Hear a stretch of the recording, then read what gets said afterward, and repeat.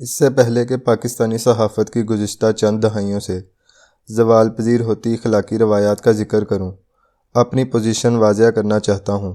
یوں تو میرا قلم سے رشتہ 50 سال پرانا ہے۔ میری شاعری کی پہلی کتاب قامت 1988 میں آئی، پھر 1990 سے لے کر 2007 تک میں نے پاکستان ٹیلی ویژن کے لیے 5 ڈرامہ سیریل اور لاتعداد انفرادی ڈرامے تحریر کیے، مگر کالم نگاری میں نے 1 جنوری 2002 سے شروع کی۔ میرے ساتھ ایک المیہ رہا ہے کہ سرکاری نوکری کی وجہ سے شاعر مجھے بیوروکریٹ سمجھتے تھے اور بیوروکریٹ مجھے شاعر۔ یہی عالم صحافتی دنیا کا بھی ہے۔ لکھاری یا قلم کے ایک ادنا سا مزدور ہونے کا مرتبہ تو مجھ سے کوئی نہیں چھین سکتا۔ سرکاری نوکری میں پلاٹس وغیرہ جیسی ترغیبات تو شروع دن سے ملتی تھیں۔ پہلی دفعہ مجھے اسسٹنٹ کمشنر کوئٹہ کی حیثیت سے کوئٹہ ڈیولپمنٹ اتھارٹی کی چلتن ہاؤسنگ اسکیم میں ایک پلاٹ کی پیشکش اس لیے کی گئی کیونکہ میں نے اس اسکیم کی زمین واگزار کروا کر دی تھی۔ میں نے وہ پیشکش یہ کہہ کر ٹھکرا دی کہ مجھے اس کام کے لیے باقاعدہ تنخواہ ملتی ہے۔ پیشکش کا وہ حکم نامہ میں نے سنبھال کر رکھا ہے تاکہ حوصلہ ملتا رہے۔ اس دن سے لے کر 18 جنوری 2016 اپنی ریٹائرمنٹ کے دن تک اللہ نے مجھے ہر قسم کے سرکاری پلاٹ کی لعنت سے محفوظ رکھا۔ ریٹائرمنٹ کے بعد میں نے سرکاری ملازمین کی ہاؤسنگ اسکیم کے لیے ایک درخواست جمع کروائی، جس کی قرعہ اندازی میں میرا نام تو نکل آیا، لیکن آج 7 سال سے اس اسکیم کا معاملہ ہائی کورٹ اور سپریم کورٹ میں مسلسل گھوم رہا ہے۔ لگتا ہے اللہ تعالیٰ مجھے اس خصوصی پلاٹ سے بھی پاک دنیا سے لے جانا چاہتا ہے۔ کالم نگاری کے سفر کے دوران 2006 میں میری پوسٹنگ پنجاب کے محکمہ اطلاعات و ثقافت میں ڈائریکٹر جنرل آثار قدیمہ کی حیثیت سے تھی۔ اس سال راولپنڈی اور لاہور میں 2 صحافی کالونیاں سرکاری سرپرستی میں بنائی گئیں۔ قانون بن رہا تھا کہ محکمہ کے سرکاری ملازمین کا بھی اس میں کوٹہ رکھا جائے۔ میرے مہربان سیکرٹری نے میرا نام شامل کرنا چاہا مگر میں نے انکار کر دیا۔ اس وقت کے وزیر اعلیٰ میرے شہر کے تھے، انہوں نے کالم نگار کی حیثیت سے مجھے پلاٹ دینا چاہا۔ میرا جواب وہی تھا۔ ٹھیک 2 سال بعد میں اسی محکمہ اطلاعات کا سیکرٹری لگا تو ساتھ ہی میں نے ان دونوں صحافی کالونیوں کا مینیجنگ ڈائریکٹر بھی مقرر ہوا۔ اسی دور میں ایک اور کالونی ملتان میں بھی بنی، جس کے پلاٹوں کی الاٹمنٹ کے پروانوں پر میرے دستخط ہیں۔ آپ کو ان تمام کالونیوں میں اس دور کے تمام سیکرٹری اطلاعات حضرات کے نام سے پلاٹ ملیں گے، لیکن اس فقیر کا نام آپ کو کہیں نظر نہیں آئے گا۔ اسی طرح میرے اللہ نے مجھے بحیثیت کالم نگار ہر طرح کے بیرونی دوروں اور VIP طیاروں میں سفر کرنے سے محروم رکھا۔ حالانکہ ان دوروں میں صحافیوں کی فہرست مرتب کرنے والے افسران میرے ساتھی بیوروکریٹ تھے، بلکہ بعض تو میرے بیچ میٹ اور دوست بھی تھے۔ سرکاری طائفوں میں نہ جانے کی وجہ سے میرے کھاتے میں کبھی کوئی قیمتی گھڑی نہ آ سکی۔ میرا موضوع سخن چونکہ صحافتی اخلاقیات ہے، اس لیے اپنی حد تک وضاحت میں نے ضروری سمجھی۔ یہ وضاحت کسی زوم پاسائی میں نہیں کی، بلکہ اللہ کی خاص توفیق کے شکرانے میں کر رہا ہوں۔ گزشتہ 1 سال سے عمران خان پر توشہ خانے سے گھڑیاں لے کر بیچنے کے الزام کا سلسلہ چلا تو پاکستان کے لاتعداد عظیم صحافی اور کالم نگار اس میں بڑھ چڑھ کر حصہ لینے لگے۔ یوں لگتا تھا پاکستان میں غربت، افلاس، بیماری، بھوک اور جہالت اس وجہ سے ہے کہ عمران خان نے توشہ خانہ سے گھڑی لے کر بیچ دی۔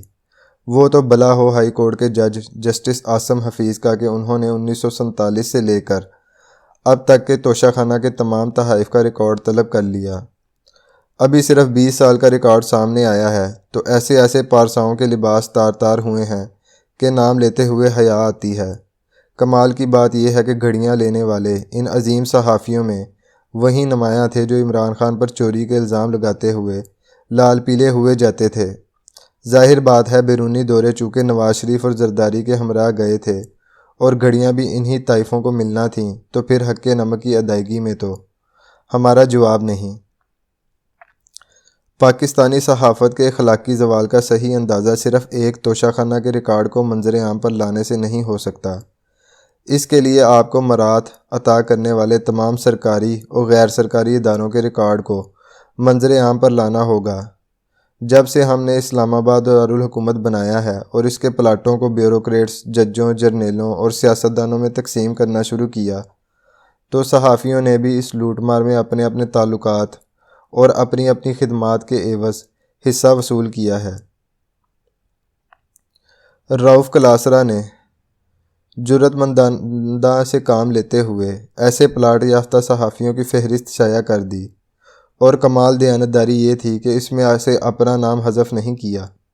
مطیع اللہ جان نے ایک ٹیلی ویژن چینل سے اپنا گریباں کے نام سے پروگرام شروع کیا، جس میں نہ صرف پلاٹ یافتہ بلکہ سرکاری رشوت پر حج کرنے والے صحافیوں پر بھی پروگرام کیے۔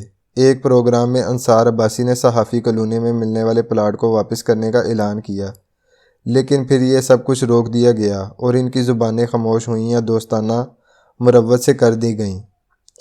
وہ لکھاری اور تجزیہ کار جو سیاستدانوں، ججوں، جرنیلوں اور بیوروکریٹس کے 1947 سے لے کر اب تک کے اعمال ناموں کا بار بار ڈھول پیٹتے رہتے تھے، انہوں نے اپنے خلاف اٹھنے والی ان آوازوں کو نہ صرف خاموش کیا بلکہ دوبارہ تذکرہ تک نہ کیا۔ عین ممکن ہے مطیع اللہ جان اور انصار عباسی کا پروگرام ہی ڈیلیٹ کر دیا گیا ہو اور رؤف کلاسرا کا کالم آپ کو ڈھونڈنے پر بھی نہ مل سکے۔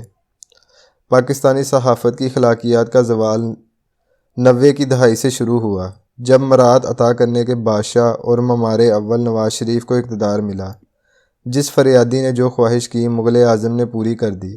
پیپلز پارٹی کو جب سیاست میں اس دوڑ کا سامنا کرنا پڑا تو زرداری صاحب نے بھی اپنی صلاحیتوں کا خوب استعمال کیا۔ ایسے میں ان دونوں پارٹیوں کو اقتدار کے سنگھاسن پر بٹھانے اور اتارنے کے ذمہ داران بھی میدان میں آ گئے۔ وزارت اطلاعات اور ان اداروں میں سیکرٹ فنڈ کا آغاز کیا گیا، جو کبھی صرف ڈپٹی کمشنر یا زیادہ سے زیادہ ہوم سیکرٹری تک محدود تھا، اور پھر اس فنڈ کا بلا دریغ استعمال کیا گیا۔